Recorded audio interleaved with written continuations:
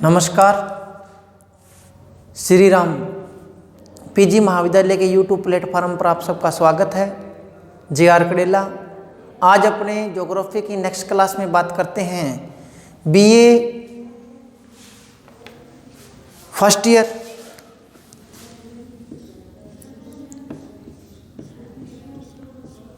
Plus में BA BEd second year की common class हो रही है। और आज का जो हमारा टॉपिक है, देखिए बीए की जो भौतिक भूगोल जो बुक है, भौतिक भूगोल जो बुक चल रही थी हमारी, इस भौतिक भूगोल में आज का जो हमारा जलवायु भूगोल का टॉपिक है, जिसका नाम है वायुमंडल का संगठन व संरचना।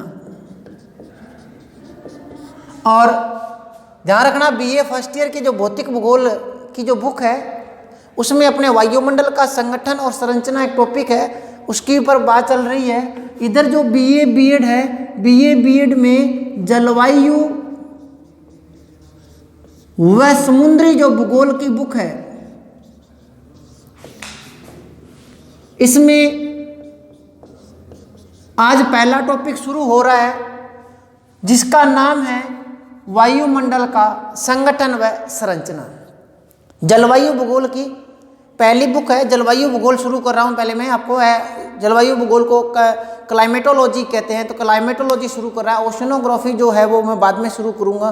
तो पहले अपने क्लाइमेटोलॉजी का आज पहला टॉपिक है, उसका नाम है वायुमंडल का संगठन व संरचना।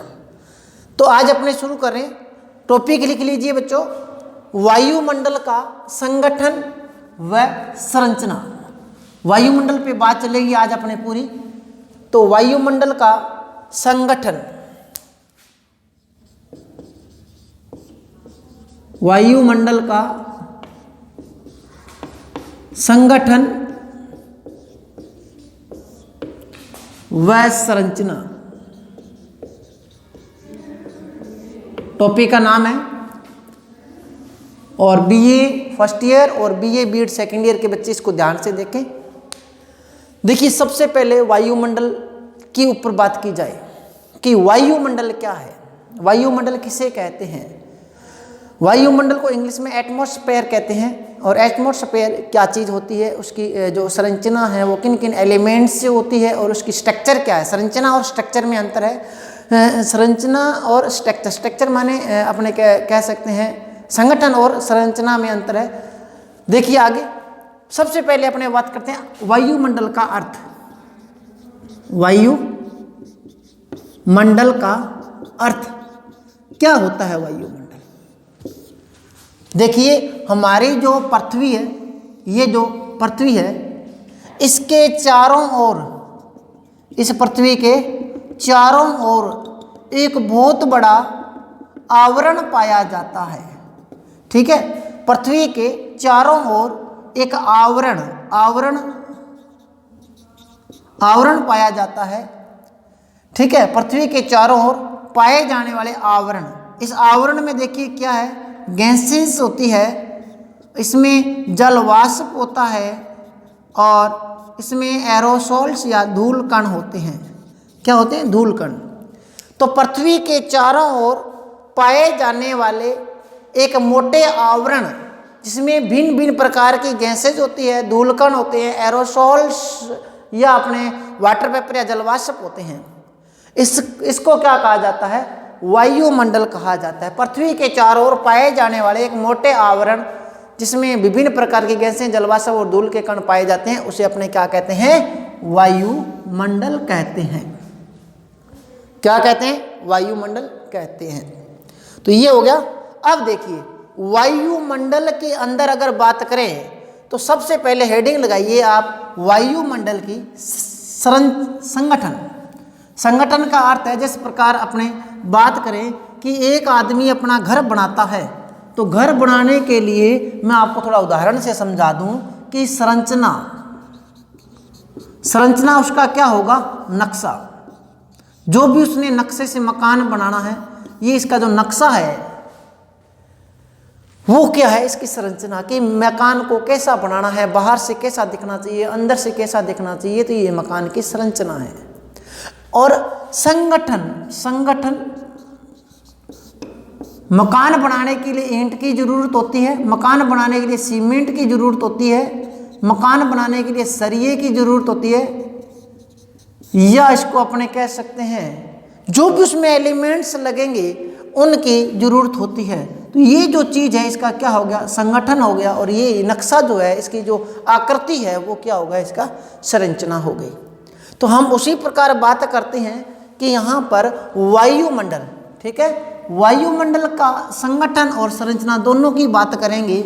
लेकिन पहले हम लिख लेते हैं वायुमंडल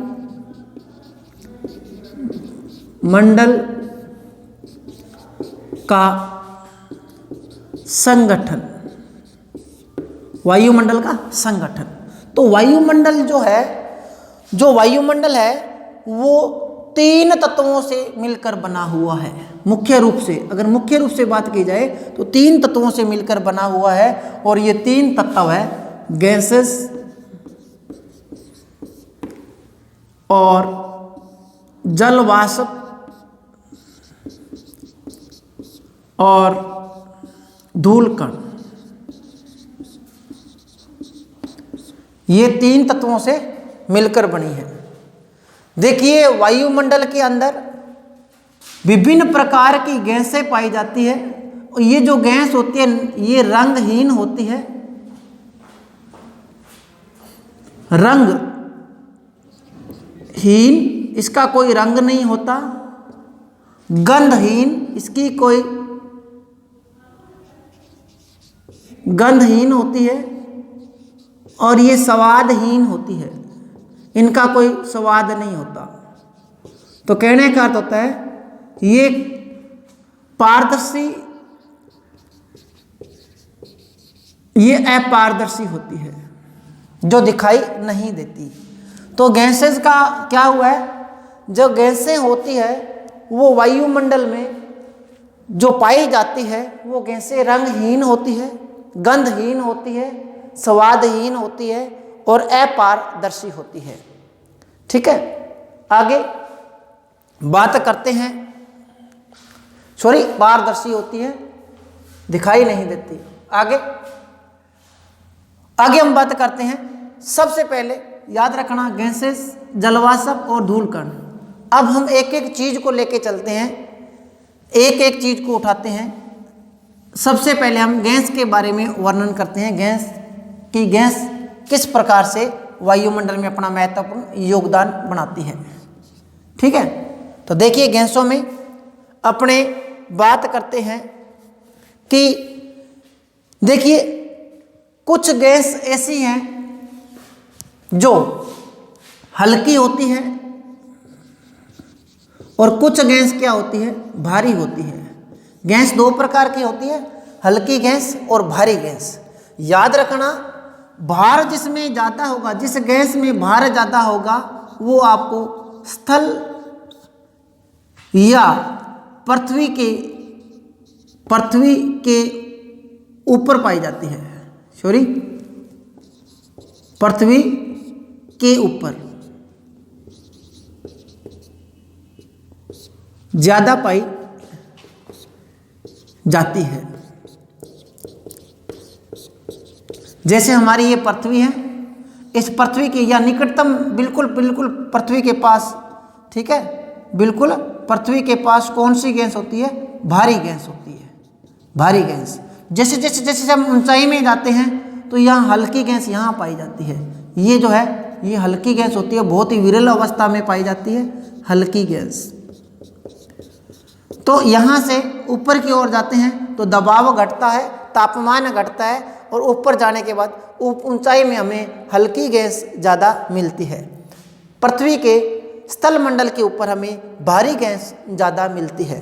तो हम ये कह सकते हैं कि गैस जो होती है 2 प्रकार की होती है। कुछ गैस जो होती है वो हल्की होती है और कुछ गैस जो होती है वो भारी होती है। आगे हम बात करते हैं मुख्य रूप से बात करें तो वायुमंडल के अंदर जो गैस पाई जाती है वो कौन कौन सी है। सबसे पहले अपने जो गैस है उसमें भारी गैस, क्योंकि धरातल से हम ऊपर की ओर जाते हैं, भारी गैसों के अंदर सबसे पहले लिख लेते हैं हम नाइट्रोजन। नाइट्रोजन गैस 78.03% वायुमंडल में पाई जाती है। नाइट्रोजन जो गैस है वो 78.03% वायुमंडल में पाई जाती है और यह गैस वायुमंडल में सर्वाधिक पाई जाती है। सबसे ज्यादा मात्रा गैसों में इसी की होती है, सर्वाधिक पाई जाती है, सर्वाधिक पाई जाती है। वायुमंडल के अंदर सर्वाधिक जो गैस है वो यही पाई जाती है और यह गैस जो है यह गैस पौधों और जो शैवाल प्रजाति है, शैवाल प्रजाति के लिए लाभदायक है। पौधों के लिए और शैवाल प्रजाति के लिए ये क्या है, लाभदायक है या आवश्यक है अपने कह सकते हैं। अब आगे दूसरी जो गैस आती है वो है ऑक्सीजन। ऑक्सीजन, ये जो ऑक्सीजन गैस है ये हमारे ब्रह्मांड पृथ्वी पर जो पाई जाती है वो 20.99% पाई जाती है। ठीक है, ऑक्सीजन, इसको और लिख लेना O2 ऑक्सीजन, और ये हमारे जो इसमें पृथ्वी के ऊपर 20.99 पाई जाती है। इन दोनों गैसों की अगर बात करें तो ये दो गैसें ही 99.02% गैसों का जो कुल माने हमारी जितनी भी गैसें हैं इनका कुल भाग 99.02% कवर करती है। अगर 100% हमारे वायुमंडल में गैसें हैं तो ये दोनों गैसें हैं, ये दो अकेली गैसें ही हमारे 99.02% भाग कवर कर लेती है। अब देखिए पीछे 1% से भी कम है और उसमें बहुत सारी गैसें पाई जाती है। ऑक्सीजन जो है ये जीवनदायी गैस है, जीवनदायी। जितने भी जीव जंतु जो है इनके श्वसन के लिए जरूरी है, श्वसन के लिए क्या है, जरूरी है। इसलिए ऑक्सीजन को क्या कहा जाता है, जीवनदायी गैस कहा जाता है। आगे हम बात करते हैं, याद रखना भारी गैस हल्की गैस है। आगे जो 3 नंबर पर गैस आती है यह आती है ऑर्गन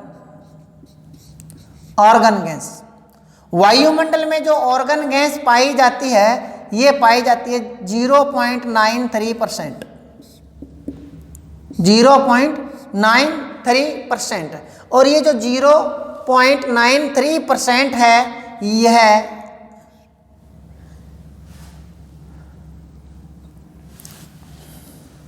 देखिए गैस दो प्रकार की होती है, सक्रिय और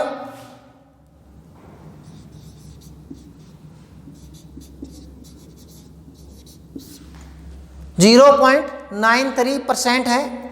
और ये जो है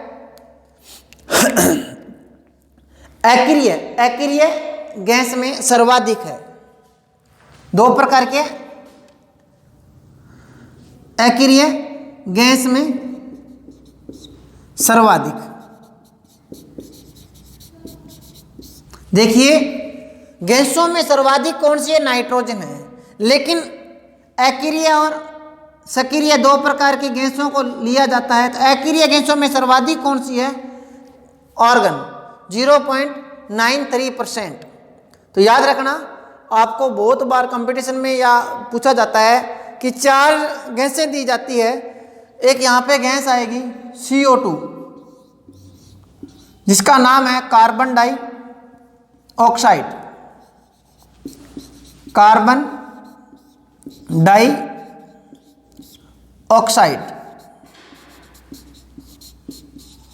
कार्बन डाइऑक्साइड। तो ये जो कार्बन डाइऑक्साइड गैस है, यह गैस चौथे नंबर पर आती है। अब आपको क्या ध्यान रखना है कि इनका बढ़ता क्रम और घटता क्रम ध्यान में रखना है। बढ़ता क्रम का अर्थ क्या हो गया कि अगर ऐसे ऊपर चले 4 नंबर से 1 नंबर की ओर, तो ये क्या हो गया, बढ़ता क्रम है। CO2 की मात्रा जो है, CO2 की जो मात्रा है 0.03% है, 0.03% है। अब 0.03% के थोड़ी सी ज़्यादा क्या है, ऑर्गन है, इससे ज़्यादा क्या है, ऑक्सीजन है, इससे ज़्यादा क्या है, नाइट्रोजन है। तो ये जो 4 क्रम हो गए, ये क्या हो गए, बढ़ते क्रम में। आपसे पूछ ले घटते क्रम में, तो घटते क्रम में ऐसे आ जाना, सबसे ज़्यादा नाइट्रोजन है, फिर उससे कम क्या है, ऑक्सीजन है, फिर उससे कम क्या है, ऑर्गन है, फिर उससे कम क्या है, आपका कार्बन डाइऑक्साइड है। तो ये 4 प्रकार की गैसों का तो मुख्य रूप से आपको ध्यान रखना ही है। आगे इसमें बात करें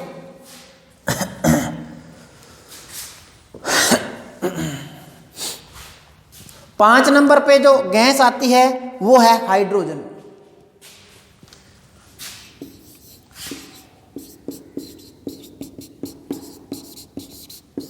हाइड्रोजन, हाइड्रोजन की जो मात्रा है वो है 0.01%।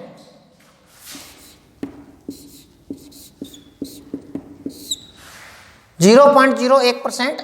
हाइड्रोजन की जो सर्वाधिक मात्रा है वो सूर्य के अंदर पाई जाती है। सूर्य में हीलियम और हाइड्रोजन की मात्रा बहुत ज़्यादा होती है, तो सूर्य में सर्वाधिक गैस कौन सी है, हाइड्रोजन। फिर आती है नियोन। मैं इसको थोड़ा साफ करके ऊपर लिख देता हूँ, नियोन। नियोन जो गैस है वो हल्की गैसों में सर्वाधिक है। हल्की गैसों में सर्वाधिक लिख लेना, हल्की गैसों में सर्वाधिक गैस कौन सी है, neon. Neon, neon gas, neon यह है 0.0018, 0.0018%। यहां लिख लेना, हल्की गैसों में सर्वाधिक। देखिए भारी गैसों में सर्वाधिक कौन है, नाइट्रोजन है, लेकिन हल्की गैसों में सर्वाधिक कौन सी है, नियोन है। अक्रिय गैसों में सर्वाधिक कौन सी है, ऑर्गन है। तो ये चीजें ध्यान रखना। नियोन जो है हल्की गैसों में सर्वाधिक है, 0.0018 है। इसके बाद आती है हीलियम।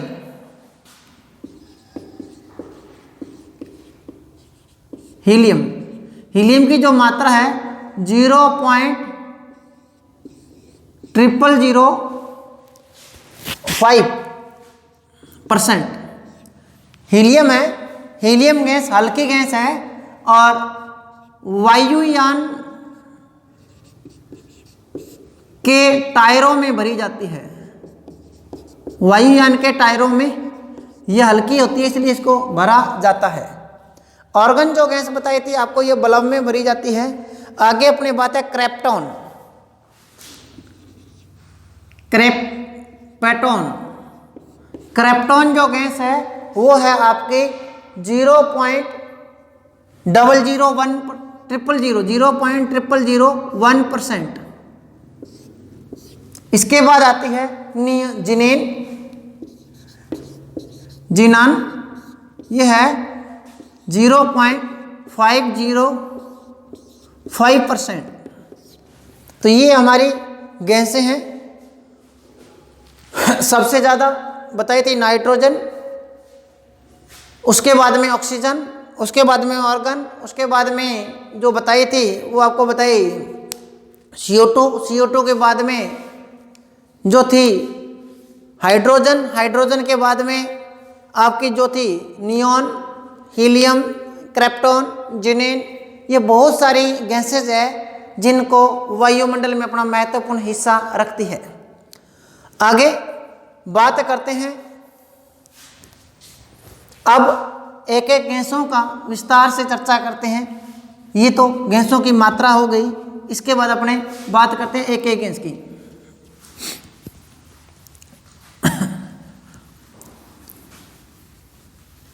देखिए सबसे पहले नाइट्रोजन।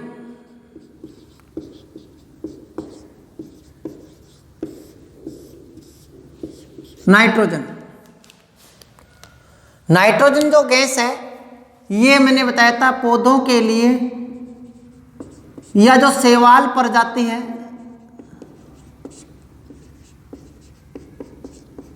जाति के लिए आवश्यक है। और दूसरी बात, अग्नि के ऊपर जो नियंत्रण होता है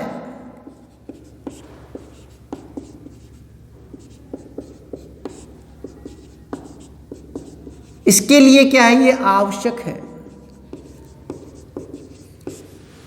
देखिए अगर आज हमारे वायुमंडल में नाइट्रोजन गैस नहीं होती तो कोई भी पेड़ पौधा या शैवाल प्रजाति नहीं पाई जाती। दूसरी बात हम बात करते हैं, अगर ओजोन नाइट्रोजन गैस नहीं होती तो हमारी पृथ्वी पर जो हम आग लगाते हैं वो जल्दी नष्ट हो जाती और आग लग जाती। आगे हम बात करते हैं ऑक्सीजन। ऑक्सीजन O2, देखिए ऑक्सीजन जो है इस पृथ्वी पर पाए जाने वाले समस्त जीव प्राणियों के लिए आवश्यक। आगे बात करते हैं, जितने भी है ऑक्सीजन जरूरी है। उसके बाद में ऑक्सीजन में एक विशेष बात ध्यान रखना, पृथ्वी के धरातल से ऊंचाई पर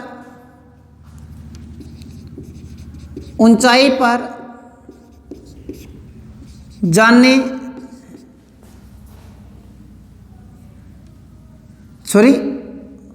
ऊंचाई पर जाते हैं तो कमी पाई जाती है। अगर हम धरातल से, पृथ्वी के जो धरातल है इससे हम ऊंचाई पर जाते हैं तो ऑक्सीजन में कमी होती जाती है, माने वो कमी की मात्रा हो जाती है ऑक्सीजन की, ऑक्सीजन कम होने लग जाती है। इसलिए हम ज़्यादा पहाड़ी हिल स्टेशन जो होते हैं उनके ऊपर जाते हैं तो हमारा सांस फूलने लग जाता है।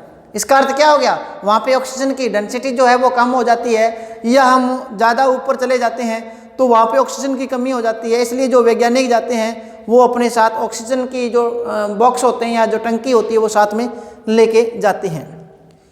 तीसरी जो गैस आती है वो ऑर्गन गैस। ऑर्गन में बता दिया था अक्रिय गैसों में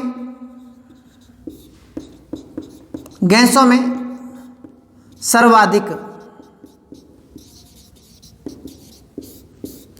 अक्रिय गैसों में सर्वाधिक। आगे अक्रिय गैसों में सर्वाधिक बताया था। और ये एक भारी गैस है, यहाँ एक हेडिंग लगा लेना, भारी गैस। उसके बाद में आता है CO2,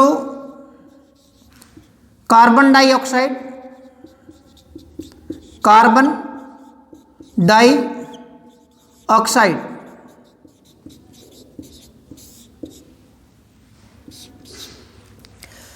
इसे कहा जाता है पृथ्वी का कंबल।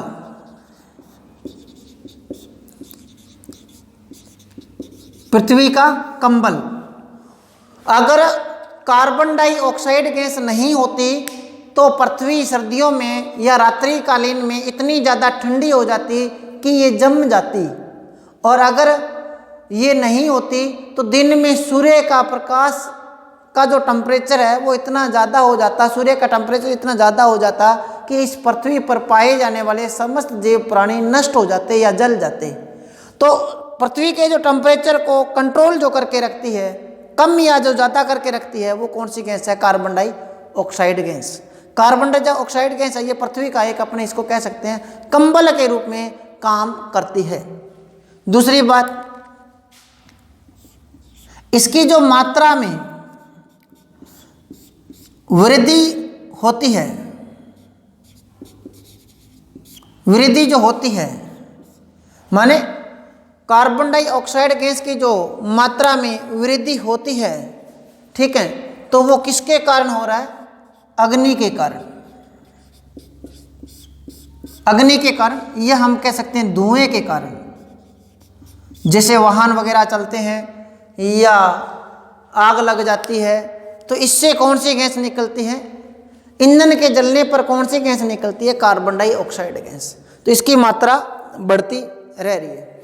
अब ये जो कार्बन डाइऑक्साइड गैस की मात्रा, देखो है तो ये पृथ्वी का कंबल, पृथ्वी के लिए जरूरी है, लेकिन कोई भी ऐसी चीज जो जरूरी है लेकिन हद से ज़्यादा हो जाए, ठीक है, आवश्यकता से बहुत ज़्यादा अधिक हो जाए या बहुत ज़्यादा कम हो जाए। देखिए एक आदमी भोजन करता है, अगर वो भोजन करेगा, ठीक है, टाइम पे करेगा तो वो फिट रहेगा।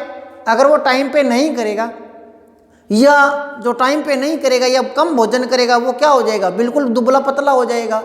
और अगर बहुत ज़्यादा खाएगा, ध्यान नहीं रखेगा, तो वो बहुत ज़्यादा मोटा हो जाता है। इसलिए यही बात है कि किसी भी चीज़ की बहुत ज़्यादा कमी या बहुत ज़्यादा मात्रा में लेना दोनों ही खतरनाक है। इसलिए मैंने बताया कि कार्बन डाइऑक्साइड गैस है ये पृथ्वी के कंबल के रूप में काम करती है और ये गैस जरूरी है पृथ्वी के ऊपर, लेकिन इसकी जो मात्रा दिनों दिन बढ़ती जा रही है, ये जो बढ़ने का जो मूल कारण है वो है ईंधन के जलने के कारण। चाहे तो अपना व्हीकल वगैरह जो भी हो, चाहे जंगलों में आग लग जाए वो है, या घरों के अंदर जो आग चूल्हा वगैरह जलाते हैं उससे निकलने वाला धुआं है वो है, या जितने भी इंडस्ट्रियल एरिए हैं इनसे निकलने वाला धुआं है, इससे क्या होती है? कार्बन डाइऑक्साइड गैस की मात्रा बढ़ जाती है। कार्बन डाइऑक्साइड गैस की जो मात्रा बढ़ रही है, ये जो कार्बन डाइऑक्साइड गैस की मात्रा बढ़ रही है, इससे एक वर्तमान समय में समस्या उत्पन्न हो रही है जिसका नाम है वर्तमान समस्या। वर्तमान में एक समस्या उत्पन्न हो रही है जिसका नाम है हरित गृह प्रभाव। इंग्लिश में से कहते हैं global warming. Global warming, global warming या हरित गृह प्रभाव कहते हैं। तो ये इसका वर्तमान में इसका रीजन है कि कार्बन डाइऑक्साइड गैस की मात्रा बढ़ रही है, इसलिए ग्लोबल वार्मिंग की समस्या पैदा हो रही है। और ग्लोबल वार्मिंग की जो समस्या पैदा हो रही है, इससे इसके समाधान के लिए, इसके ग्लोबल वार्मिंग के समाधान के लिए 1977 में ग्लोबल वार्मिंग के लिए 1997 में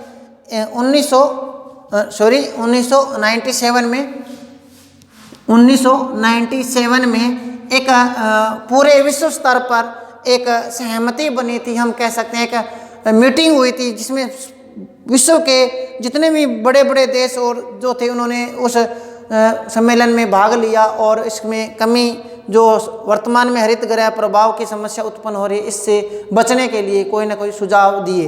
तो 1997 में क्योटो प्रोटोकॉल, क्योटो प्रोटोकॉल 1997 में वैश्विक सहमति बनी थी। यहां लिख लेना, वैश्विक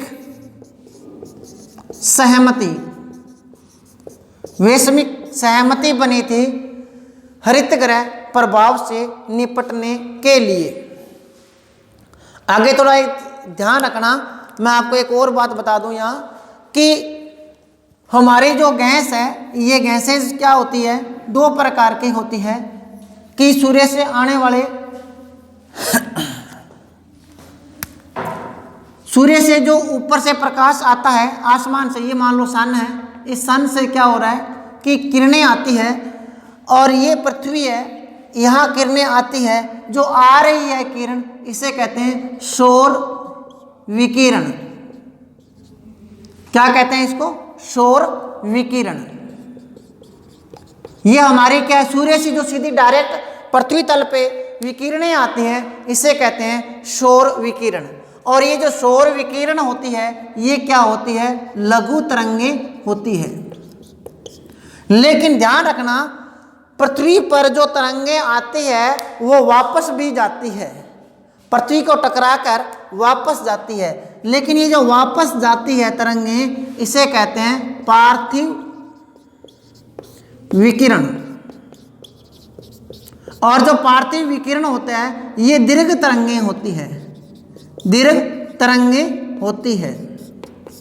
तो ध्यान रखना, जो सौर विकिरणें आती है आसमान से, सूर्य से जो सौर विकिरणें आती है, ये जो वायुमंडल है, ये जो वायुमंडल है या जो गैसेस है, ये इसके लिए क्या है, पारदर्शी है,